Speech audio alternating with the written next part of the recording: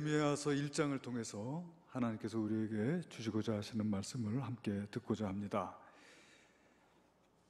예레미야서 1장의 말씀은 예레미야가 하나님께 소명을 받은 이야기가 기록되어져 있습니다. 예레미야서 1장 1절에 보면 예레미야는 제사장 집안이고 hil기야의 아들이다 이렇게 되어 있고요. 제사장 집안이지만 특별히 하나님께서 선지자로 그를 불러주셨는데, 이 예레미야가 선지자로 부름을 받던 이 시대는 말하자면 남한국 유다가 멸망하기 직전입니다. 요시야 왕과 여호야김, 여호야킨, 시드기야 왕으로 이어지는, 그러니까 남한국 유다가 멸망하기 직전 풍전등화와 같은 그런 혼란과 격동의 시대, 그때 하나님의 선지자로 부르심을 받게 됩니다. 하나님께서 예레미야를 부르시면서 하신 말씀이 오늘 우리가 읽은 말씀 가운데 5절에 기록되어져 있는데, 여러분 예레미야서 1장 5절 말씀 한번 같이 읽어볼까요? 내가 너를 모태에 짓기 전에 너를 알았고 내가 배에서 나오기 전에 너를 세웠고 너를 여러 나라의 선지자로 세웠노라 하시기로. 그 모태에 그 생명의 씨앗이 생기기도 전에 하나님께서 이미 예레미야를 알았다.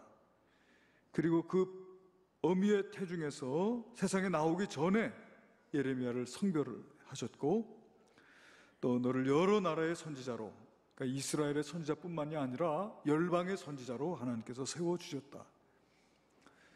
여러분, 하나님께서 우리 한 사람 한 사람을 지으실 때 하나님의 뜻과 계획과 하나님의 섭리 가운데 지으신 줄로 믿으시기를 바랍니다.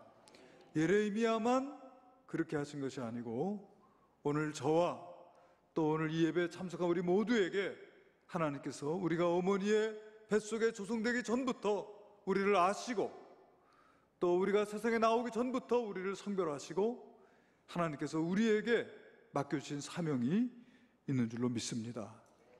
가장 복된 삶이라고 하는 것은 그 사명을 발견하고 그 사명으로 사는 삶, 그것이 복된 삶인 것입니다. 세상의 부귀영화를 누리고 명예와 인기를 많이 얻는 삶을 산다고 할지라도 하나님의 계획하심과 상관없는 삶을 산다면 그 인생은 결코 아름답지도 복되지도 또 성공적이지도 않은 인생에 지나지 않다는 것을 기억하실 수 있게 되기를 바랍니다.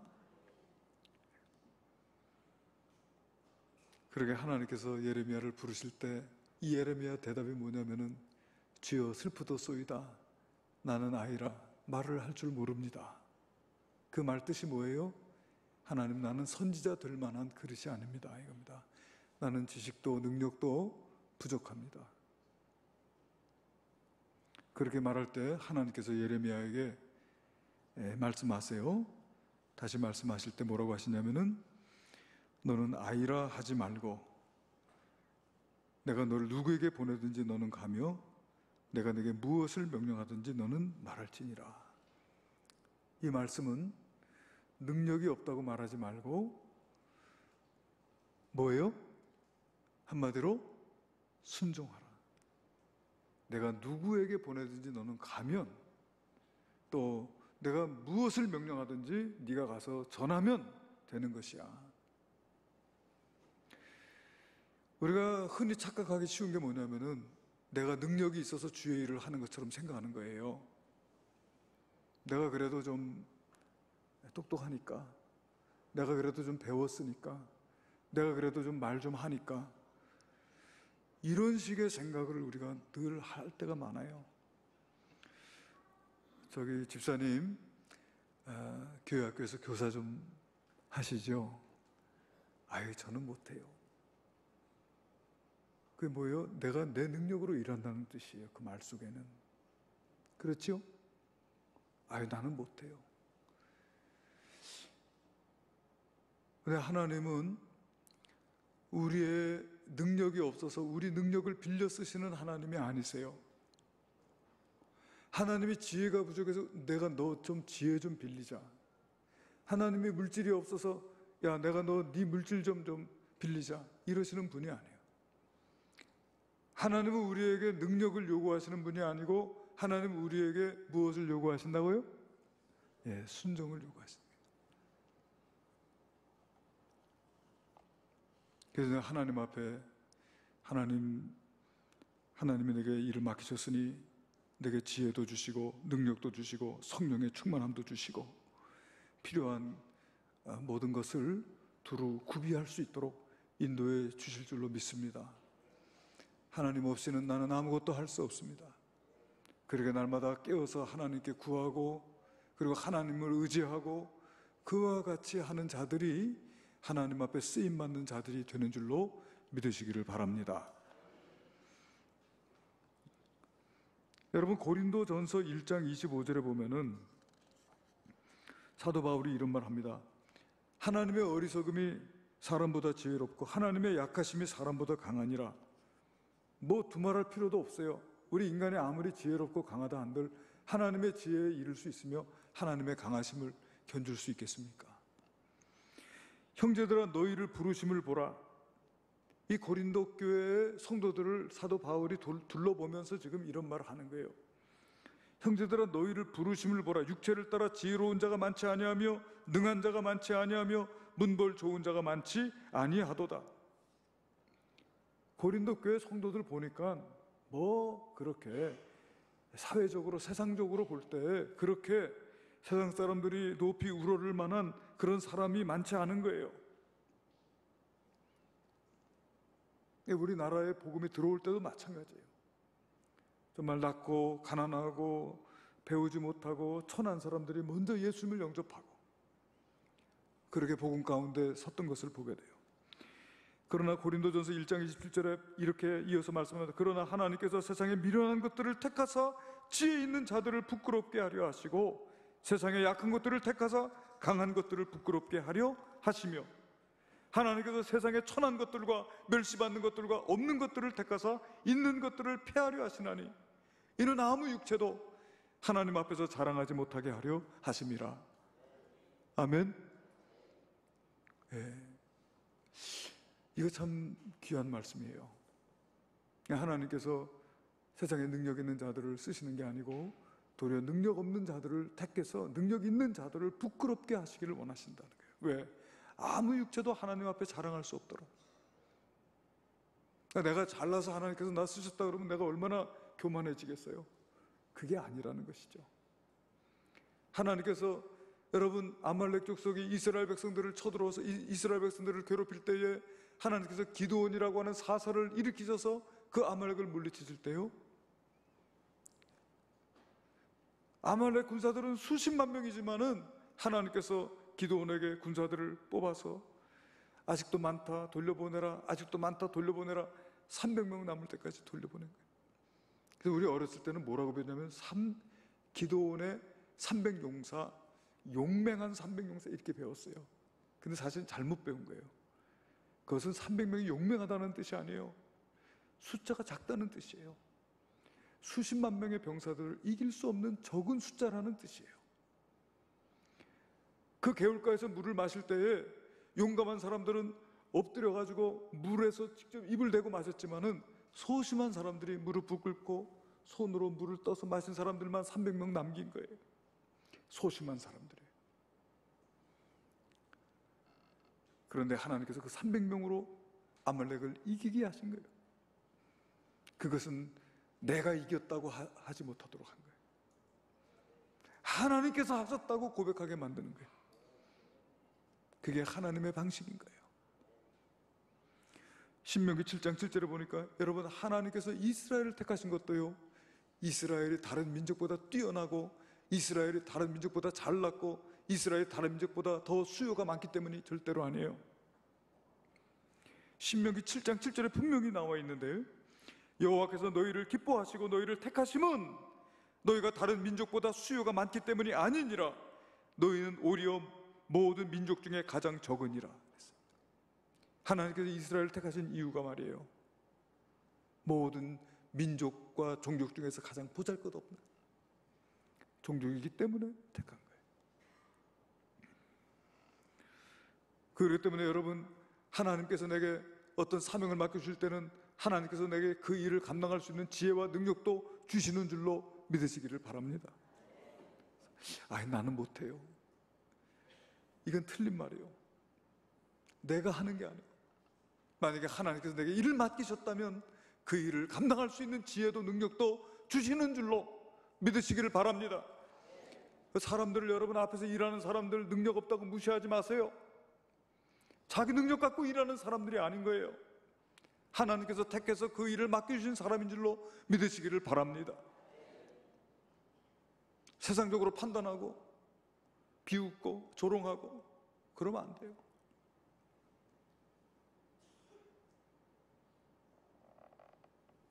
여러분, 오늘 보니까 하나님께서 예레미야를 이렇게 부르시면서 1장 9절에 보니까 그의 손을 내밀어, 하나님의 손을 내밀어 예레미야의 입에 대시면서 말씀하셨습니다. 보라, 내가 내 말을 내 입에 두었노라. 보세요, 하나님께서 할 말을 예레미야 입에 주시는 거예요. 예레미야가 말을 하는 게 아니에요. 하나님께서 그 할 말을 예레미야 입에 주셨어요. 그러면서 말씀하시기를, 보라, 내가 오늘 너를 여러 나라와 여러 왕국 위에 세워 내가 그것들을 뽑고 파괴하며 파멸하고 넘어뜨리며 건설하고 심게 하였느니라. 이거 엄청난 말씀이에요. 나는 아이라고 고백하는 그 예레미야를 들어서 여러 나라와 여러 왕국 위에 선지자로 세우고 그것을 뽑고 파괴하며 파멸하며 넘어뜨리며 건설하고 심게 하셨다는 거예요. 그 큰 일을 하게 하시겠다는 거예요. 그러면서 하나님께서 약속 주신 게 예레미야서 1장 8절에 보니까 너는 그들 때문에 두려워하지 말라. 내가 너와 함께하여 너를 구원하리라. 여러분, 하나님의 가장 큰 축복이 뭐라고 했어요? 하나님께서 우리에게 정말 주시고 싶은 것이 뭐라고 했어요?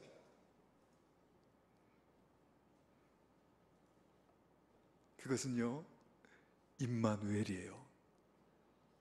보라, 처녀가 잉태하여 아들 낳으리니 그 이름을 임마누엘이라 하리라. 하나님께서 우리에게 주신 가장 큰 축복은 임마누엘의 축복이에요. 임마누엘은 뭐예요? 하나님이 우리와 함께 하신다는 거예요. 내가 너와 함께 있으리라. 그러니까 우리는 하나님 우리에게 제일 주고 싶은 거 임마누엘인데 우리는 하나님께 다른 거 받고 싶은 게 많아요. 부모가 자식에게 주고 싶은 거하고 자식이 부모에게 받고 싶은 건 다른 거예요. 달라요. 하나님께서 예레미야에게 내가 너와 함께하여 내가 너를 구원하리라 그랬어요. 이게 가장 큰 축복이에요. 구원해 주시겠다는 거예요. 내가 너와 함께 있겠다. 오늘 여러분, 이와 같은 하나님의 은혜와 축복이 저와 여러분에게 있게 되기를 주님의 이름으로 축원합니다. 내가 너와 함께 하여 너를 구원하리라. 오늘 이 말씀 1장에 보면 두 번이 기록되어 있거든요. 8절에도 기록되어 있지만은 19절에도 마지막에 보면은 내가 너와 함께하여 너를 구원할 것임이니라. 두 번 하나님께서 반복해서 말씀해 주셨는데, 그런데 여러분, 임마누엘 그리고 구원의 축복이라는 게 무엇일까 한번 생각해 보게 돼요. 왜냐하면은 이 예레미야는 어려울 때 선지자로 부름을 받았어요. 그래가지고 너무나 많은 고통을 당했어요. 하나님께서 주신 심판의 메시지를 전하면 이건 도리어 스파이가 아니냐, 간첩이 아니냐, 때리고 가두고 너무 고난을 많이 받았어요. 그래서 순환의 선지자, 고난의 선지자라고 불리하여, 그리고 남한국 유다가 멸망당할 때는 애굽으로 끌려가서 또 애굽에서 거기서도 선지자의 역할을 감당하다가 순교를 당해서 죽어요. 순환의 종, 눈물의 선지자, 애가를 지었어요. 그래서 예레미야 애가서가 있잖아요. 그런 예레미야의 일생을 돌아볼 때 하나님께서 예레미야를 부를 때 내가 너와 함께하여 너를 구원하리라고 하셨는데, 하나님 함께하여 구원하신다고 하시더니 고난당하다가 순교당하는 게 이게 하나님, 이게 구원입니까? 여러분 어떻게 생각하세요? 임마누엘의 축복이 무엇이며 구원이 무엇입니까?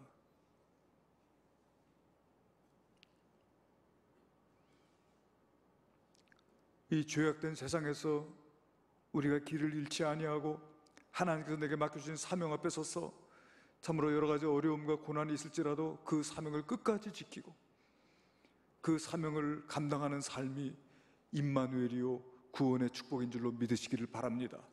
죄악된 세상에서 죄악에 휩쓸리고 타협하고 비굴해지고 여러분 묵인실의 돼지처럼 온실 속의 화초처럼 그렇게 살아가는 것이 하나님의 임마누엘이고 구원의 축복이 아니란 이런 말씀입니다. 믿습니까? 비록 죄악된 세상일지라도, 세상에 많은 위험과 참으로 험한 파도가 칠지라도 하나님께서 내게 맡겨주신 사명 앞에 서서 세상과 타협하거나 비굴해지지 아니하고 용기 있게 그 사명을 감당하며 살아갈 수 있는 그 일생이 여러분 임마누엘의 축복이며 구원의 축복인 줄로 믿으시기를 바랍니다. 하나님께서 진정으로 우리에게 주시기를 원하시는 임마누엘의 축복이 무엇인가? 우리가 깊이 생각하실 수 있게 되기를 바랍니다. 우리 예수님께서 제자들에게 이런 말씀하셨습니다. 마태복음 19장 29절에 보니까 또 내 이름을 위하여 집이나 형제나 자매나 부모나 자식이나 전토를 벌인 자마다 여러 배를 받고 또 영생을 상속하리라 그랬어요. 내 이름을 위하여, 예수님의 이름을 위하여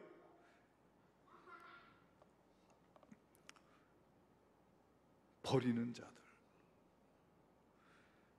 그 버림의 고통과 버림의 아픔을 경험한 자들, 그와 같은 자들에게 여러 배의 축복과 영생의 축복을 우리 주님께서 약속해 주신 줄로 믿으시기를 바랍니다. 우리 한국교회가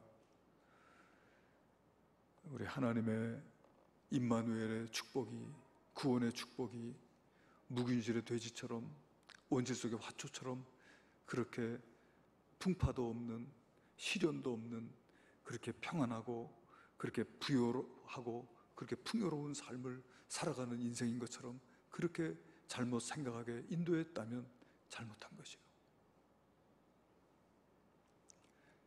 그 사명 앞에서 하나님의 영광을 위해서, 주님의 뜻이 이 땅에 이루어지기 위해서, 하나님의 나라가 임하시기 위해서 그 일을 위해서 쓰임받는 인생으로, 하나님께서 나를 지으신 그 목적대로 쓰임받는 인생으로 살아가는 것, 그것이 복된 인생인 줄로 믿으시기를 바랍니다.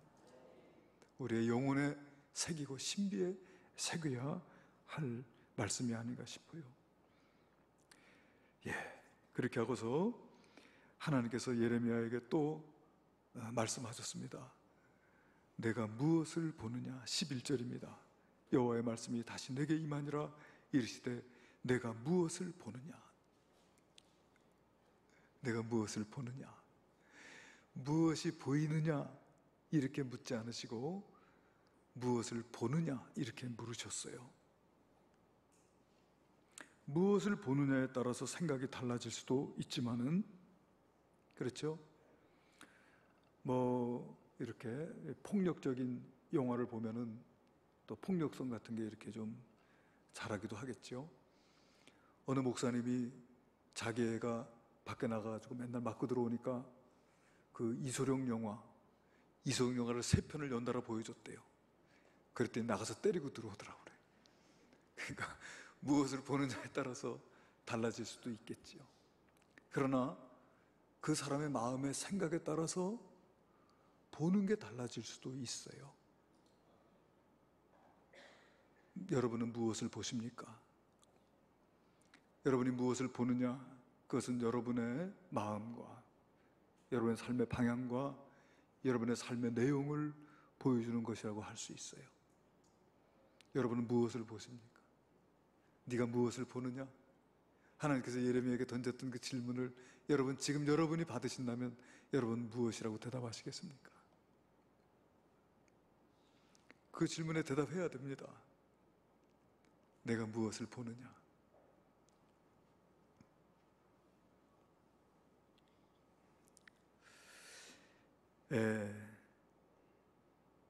같은 곳에서 같은 것을 보면서도 보는 것이 서로 다르다. 어떤 마음으로 보느냐에 따라서 보는 것과 의미가 달라진다. 많은 사람들은 보이는 대로 보지 않고 보고 싶은 대로 본다. 그래서 우리 옛말에 고운 사람 미운 데 없고 미운 사람 고운 데 없다, 그런 말이 있대요. 그러니까 어떤 눈으로 보느냐가 따라서 고운 사람은 고운 거고 미운 사람은 미운 거예요.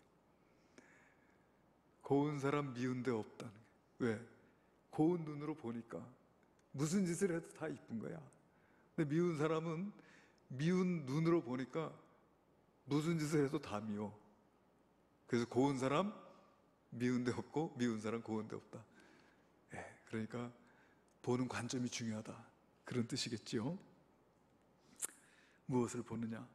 어느 날 헬렌 켈러 잘 아시죠? 삼중고를 겪었던 장애인입니다. 그런데 자기 친구가 숲을 산책하고 돌아왔어요. 자기 친구한테 물은 거예요. 얘야, 너 숲속에서 무엇을 보았니? 그 친구가 대답을 합니다. 뭐 별거 없었어. 헬렌 켈러가 너무 이상한 거예요.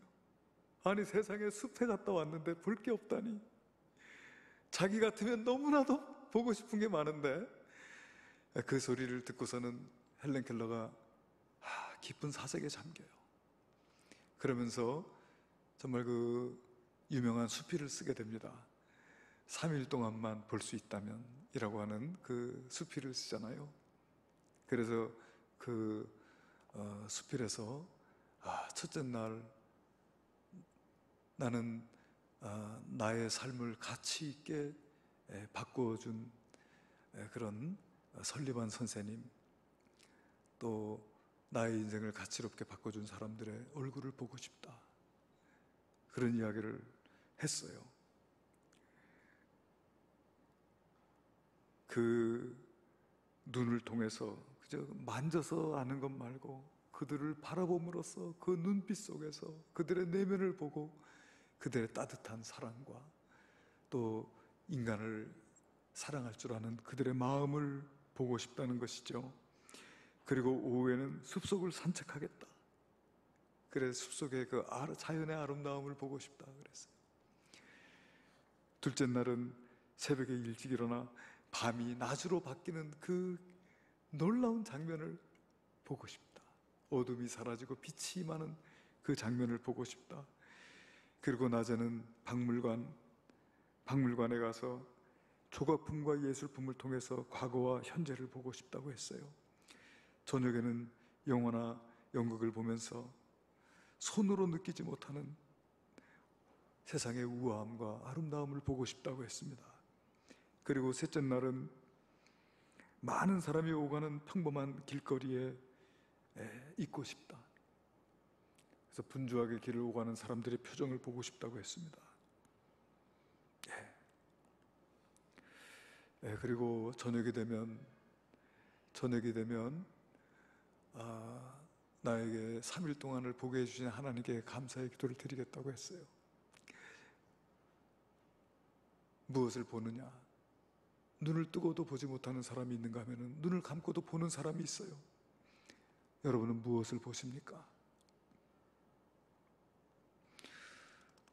롯은 요단 온들을 바라보며 그 소알 땅까지 물이 넉넉하고 하나님께서 소돔 땅을 멸하시기 전이었는 거로 여호와의 동산 같고 애굽 땅과 같았던 그 땅을 바라보고 그리로 갔습니다. 그 죄악된 소돔 땅을 바라보면서 장막을 옮겨 소돔 성까지 들어가 살게 되었어요.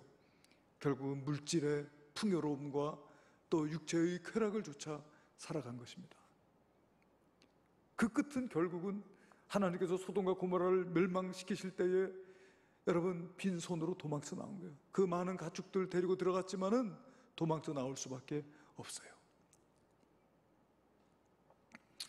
그의 아내는 나오다가 뒤를 돌아보고 소금기둥이 되어버리고 말았지 않습니까?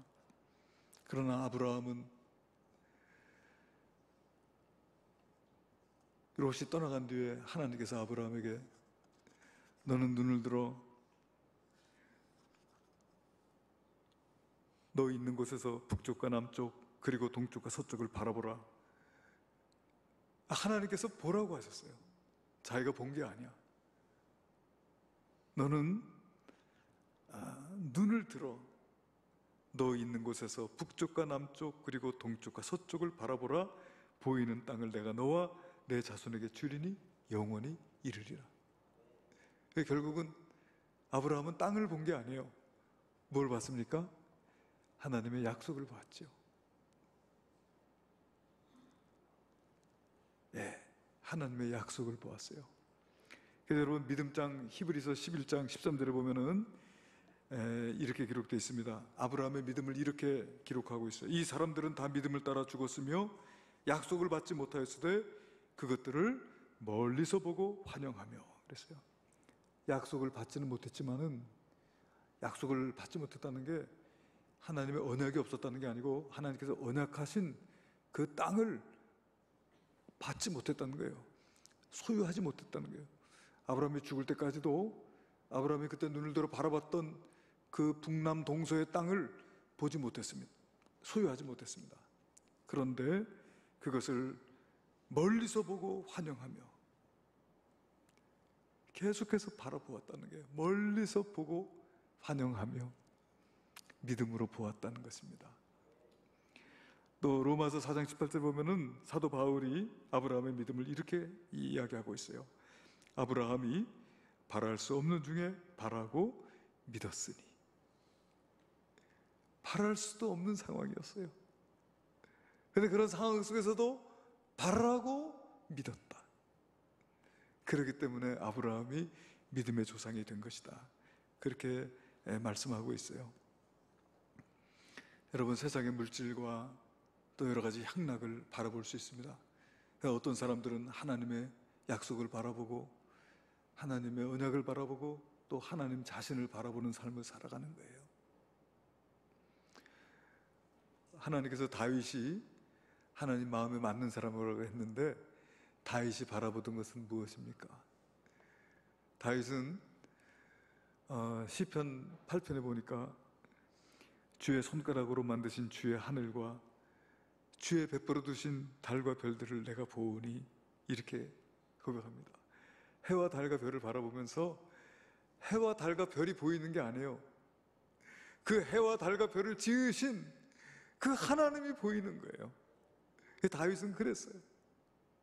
목마른 사슴 시냇물을 찾아 갈급한 같이 내 영혼이 주를 찾기에 갈급하나이다. 그는 어느 날 말을 타고 숲을 지나가다가 목마른 사슴이 물을 찾아 헤매이는 모습을 보았습니다. 그런데 그 사슴을 보는 게 아니에요. 그 사슴을 통해서 하나님을 보고 나를, 하나님, 저 사슴이 시냇물을 찾아 갈급함 같이 내 영혼이 주를 찾기에 그렇게 갈급합니다. 그는 들판을 지나다가 목자가 양을 치는 모습을 봅니다. 그때도 그래요. 아, 그렇습니다, 주님. 주님은 나의 목자가 되시고 나는 주님의 양이 됩니다. 여호와는 나의 목자시니 그러므로 내가 부족함이 없나이다. 할렐루야. 그렇게 여러분 만물을 통해서 주님을 바라보는 시편 86편 4절에 보니까 주여 내 영혼이 주를 우러러 보오니 주여 내 영혼을 기쁘게 하소서 그랬어요. 그런 삶을 살아갔던 것을 보게 돼요.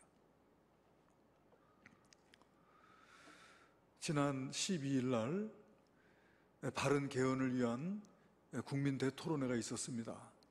그래서 우리 교회에서도 한 20여 분의 성도님과 같이 제가 갔어요. 오전 11시 20분에 교회에서 모여가지고 밤에 집에 오니까 8시가 넘었어요.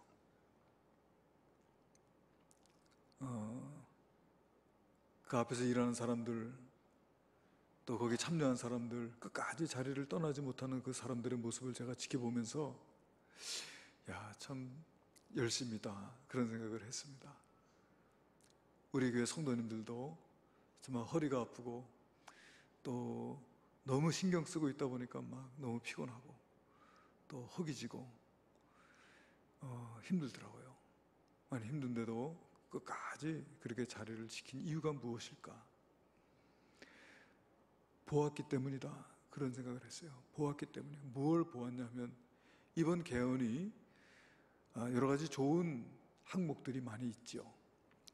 제왕적 대통령의 권한을 축소시키는 거, 지방 분권을 강화시키는 거, 여러 가지 긍정적인 그런 조항들도 많이 있는데, 문제는 뭐냐면은 거기에 이제 들어가서는 안 될 독소 조항도 있다는 거예요. 그게 뭐냐면은 인권에 관련된 내용들인데 그런 조항들이 있어요.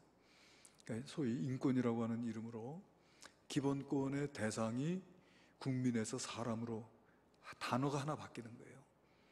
그리고 차별 금지의 대상 가운데서 뭐 성적 지향이라든지 등이라고 하는 말이라든지 이런 것들, 그리고 양성평등이 성평등으로 바뀐다든지, 또는 무슨 망명권이 새롭게 신설된다든지 하는 이런 내용들이, 그게 이제 단어 하나, 글자 하나가 바뀌어도 거기서부터 파장되어지는, 헌법의 글자가 하나 바뀌어도 그것으로부터 파생되어지는 그런 영향력이 엄청나다는 것을 이미 본 것이죠. 유럽이나 미국에서 그런 그 동성혼이 합법화된 이후에 그 변화되는 사회의 모습들,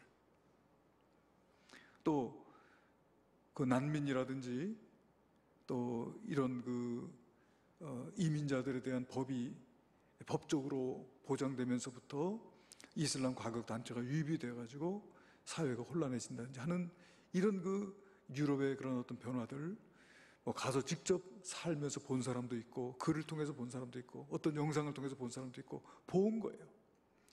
그래서 우리가 이것을 막아야 되겠구나 하는 거예요. 그러니까 여러분, 우리가 잘 유념해야 될 게 뭐냐면은 굉장히 많아요. 마치 헌법을 새로 만드는 것 같이 그렇게 굉장히 많은 조항들이 있는데, 그것을 여러분 조항마다 찬반 투표하는 게 아니에요. 한 묶음으로, 패키지로 묶어가지고 찬성 반대 이것만 하는 거예요. 그러다 보니까 많은 좋은 조항들 속에 독소 조항이 끼어들어가지고 함께 통과되어질 위험이 있다고 하는 것이죠. 그래서 이것을 국민들에게 알려야 되고, 또 이것을 어떻게 막아야 되고, 이 독소 조항들이 개헌 안에서 삭제될 수 있도록 이것을 위해서 우리가 일어서야 되고, 내가 무엇인가 해야 된다라고 하는 그런 생각을 가진 사람들이 함께 모여서 했어요. 보았기 때문에 그래요. 보았기 때문에 안 할 수가 없는 거예요. 나를 위해서, 내 자녀들을 위해서, 우리 한국이 참 선교 한국으로 거룩한 땅이 되기 위해서 이것을 해야 된다.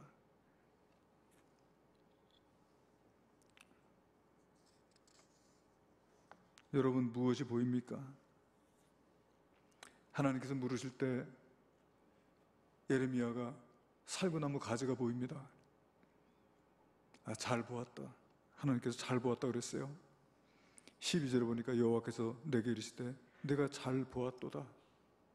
여러분, 우리가 바라보는 것들이 하나님께서 네가 잘 보았도다 칭찬해 주는 것들이 되기를 간절히 바랍니다. 잘 보실 수 있기를 바랍니다. 봐야 할 것을 보실 수 있기를 바랍니다. 볼 수 있는 눈을 하나님께서 열어주시기를 바랍니다. 그렇게 해서 바르게 보았기 때문에 바르게 응답할 수 있는 저와 여러분이 되어야 합니다. 내가 잘 보았도다 이는 내가 내 말을 지켜 그대로 이루려 함이라. 여러분, 이 살구나무는 이른 봄에 가장 꽃이 빨리 피는 나무예요. 그래서 이스라엘 사람들은 이 살구나무는 겨울에도 잠을 자지 않는 깨어있는 나무라고 보았다는 거예요. 겨우 내내 깨어있다가 이른 봄에 꽃을 피우는 나무, 살구나무. 이 살구나무가 히브리어로 샤케드라고 하는데, 같은 어원에서 쇼케드라고 하는 지켜본다는 단어가 있어요. 그러니까 언어 유희죠. 하나님께서 이렇게 말씀하신 건, 내가 샤케드를 보았습니다. 그래, 잘 보았구나. 나는 쇼케드 할 거야. 언어 유희입니다. 내가 내 말이 지켜 그대로 이루어지게 하겠다. 그런 뜻으로 말씀하신 것입니다. 그리고 또 물어보세요. 네가 무엇을 보느냐? 대답하되 끓는 가마가 보이나이다. 끓는 가마가 북쪽으로부터 기울어져 있는, 남쪽을 향해서 기울어져 있는 모습을 보는 거예요. 끓는 가마가 엎어져서 그 끓는 기름이 쏟아지는 그런 직전에 있는 모습을 보는 것이죠. 하나님께서 말씀하세요. 재앙이 북방에서 일어나 이 땅의 모든 주민들에게 부어지리라. 지금 여러분, 북한이 이 핵폭탄, 수소폭탄, 이 크기를 작게 하고 가볍게 만들어가지고 이제는 미사일을 쏘아댈 수 있는, 어제 기사를 보니까 이번에 발사한 미사일이 말이에요, 이제는 그 이동식 발사대에서 발사할 수 있는 미사일이라는 거예요. 이제까지는 이동해서 거기 발사대를 설치해가지고 거기서 발사를 했는데, 이제는 이동해서 바로 그 이동 발사대에서 발사를 할 수 있다는 거예요. 그러니까 이미 이 핵 폭탄이 전쟁에서 사용할 수 있는 전술 무기가 되었다라고 하는 그런 뜻이라는 거예요. 그게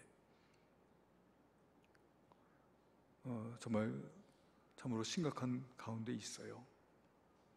하나님께서 지금 말씀하십니다. 예레미야에게 끓는 가마를 보나이다. 그 윗면이 북에서부터 기울어졌나이다 하니 여호와께서 내게 이르시되 재앙이 북방에서 일어나 이 땅의 모든 주민들에게 부어지리라. 내가 북방 왕국들의 모든 족속들을 부를 것인즉 그들이 와서 예루살렘 성문 어기 자리를 정하고 그 사방 모든 성벽과 유다 모든 성읍들을 치리라. 여호와의 말이니라. 그래서 이제 치실 것을 하나님께서 예레미야에게 보여주신 것이죠. 그 왜 북방의 나라가 이스라엘을 치게 되는가?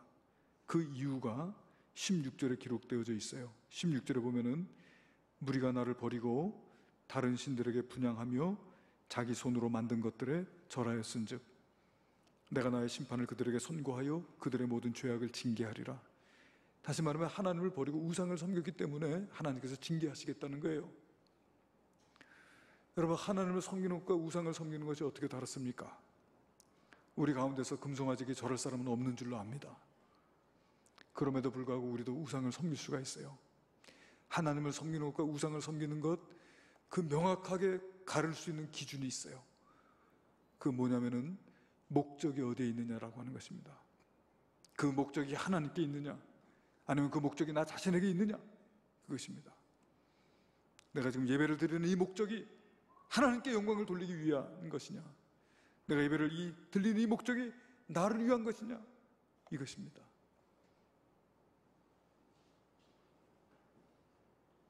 그러니까 그 목적이 어디 있느냐, 그것을 보면은 알 수가 있다고 하는 것이죠.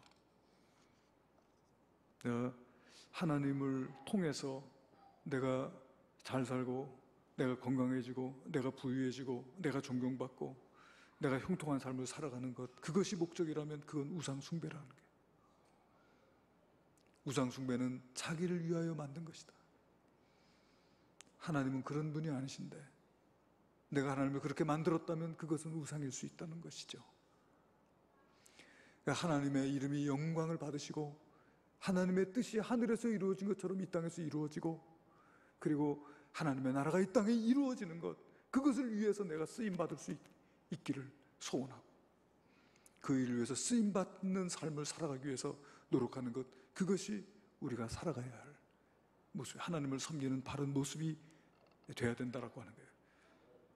예수 믿고 복받고, 예수 믿고 병 고치고, 예수 믿고 부자 되고, 여러분 물론 우리 예수 그리스도 안에서 하나님 말씀대로 살아가면 복되고 형통한 삶을 살겠죠. 그러나 그것이 목적이 되어서는 안 된다라고 하는 거예요. 믿습니까? 교회 안에 여러분 우상을 섬기는 목사, 우상을 섬기는 장로가 있을 수 있어요. 그 목적이 어디 있느냐에 따라서 하나님께서 그것을 싫어하세요. 하나님은 하나님의 영광을 소중히 여기시는 분이세요. 그 영광을 우리가 가로채서는 안 될 줄로 믿습니다.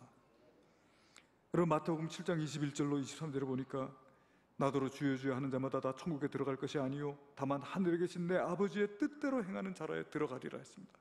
그날에 많은 사람이 나더러 이르되 주여 주여 우리가 주의 이름으로 선지자 노릇하며 주의 이름으로 귀신을 쫓아내며 주의 이름으로 많은 권능을 행하지 아니하였나이까 하리니 그때 내가 그들에게 밝히 말하되 내가 너희를 도무지 알지 못하니 불법을 행하는 자들아 내게서 떠나가라.